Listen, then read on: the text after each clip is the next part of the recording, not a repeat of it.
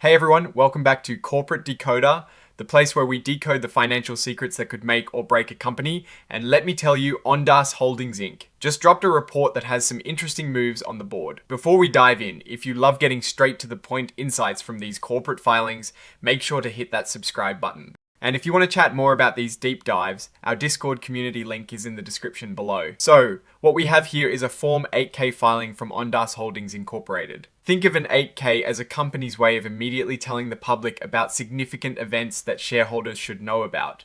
It is not a regular update like a quarterly report, it is for the big news. This filing is all about a major agreement they entered into on the 17th of December, 2025. Now, Ondas Holdings, often shortened to ONS, is involved in various technology sectors, particularly focusing on wireless networking and drone technology through its subsidiaries. Their main stock is publicly traded on the Nasdaq stock market. The big news in this report is about a debt and equity exchange.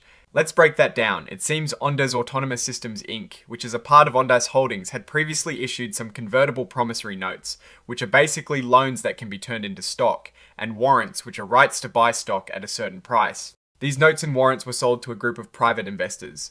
Some of these investors include Privet Ventures, which is linked to Eric Brock, the chairman and CEO of Ondas Holdings, and Charles and Potomac Capital, which is connected to a former director. On the 17th of December 2025, Ondas Holdings and its subsidiary OAs made agreements with these investors. The investors essentially decided to convert their loans and use their warrants to swap them for shares in OAs. Then, very quickly after that, they exchanged these OA shares for shares of Ondas Holdings common stock, which is the ON stock we see traded on the Nasdaq.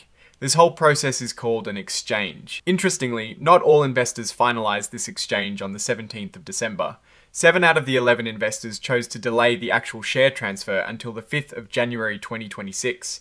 This means we'll see another batch of shares being issued soon. On the day of the agreement, Ondas Holdings issued over 5.2 million shares of their ONS common stock to some of these investors. And then on the 5th of January 2026, they are set to issue another approximately 2.3 million shares to the investors who chose to defer. Looking at the specifics, Privet Ventures, led by the CEO, will receive about 1.1 million shares of ONS common stock on the 5th of January 2026. And Charles and Potomac Capital was issued a little over 3.2 million shares on the 17th of December.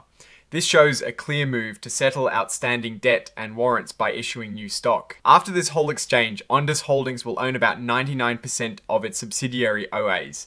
This means they've effectively consolidated their control over this part of the business. The report also mentions that these new shares being issued are exempt from the usual registration rules under the Securities Act. This usually means they are being sold to private investors under specific conditions, not to the general public through a standard offering. Now, let's move to another important section in this report that gives us a peek into the financial impact of this exchange, with the Regulation FD disclosure. Because of this exchange, Ondas Holdings expects to record a significant one-time, non-cash charge in its financial results for the fourth quarter of 2025. A non-cash charge means it is an accounting entry that reduces reported profit, but does not involve any actual cash leaving the company's bank account. It often relates to the revaluation of assets or liabilities, and this charge is estimated to be around a hefty $56.6 million. This is a substantial number and will definitely impact their reported earnings for the period. It is a way of accounting for the financial implications of exchanging debt and warrants for stock, especially if the value of the stock at the time of exchange is different from the book value of the debt being retired. Finally, the report lists out the exhibits that are part of this filing. These are essentially supporting documents. We see the form of the exchange agreement itself, which is the contract detailing all the terms of this transaction. There is also a legal opinion from a law firm, Snell and Wilmer LLP, about the legality of the shares being issued.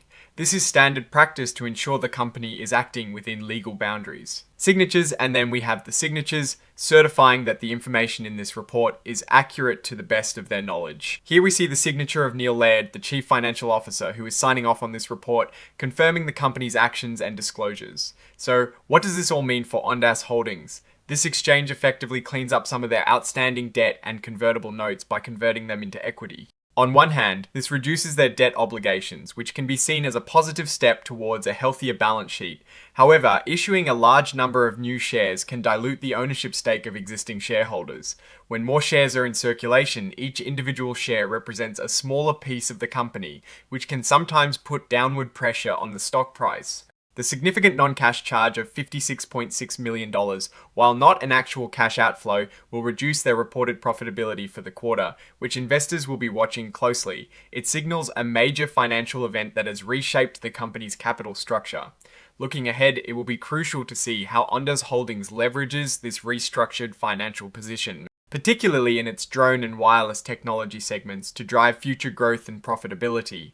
The fact that insiders like the CEO's affiliated company are involved in these exchanges is not uncommon, but it always warrants a closer look at the terms to ensure fairness. For now, this report primarily signals a significant financial maneuver intended to strengthen the company's capital base, albeit with a notable accounting cost in the short term. Alright, that is our breakdown of Ondas Holdings' latest filing. What is your take on these numbers and what they signal for the company's future? Do you think this exchange is a step in the right direction? Drop your thoughts in the comments below. If this analysis was valuable, hitting that like button really helps us out, and subscribe for more decoding of corporate financial documents. And don't forget to check out our Discord community linked in the description to continue the conversation. Thanks for watching, and we'll see you next time on Corporate Decoder.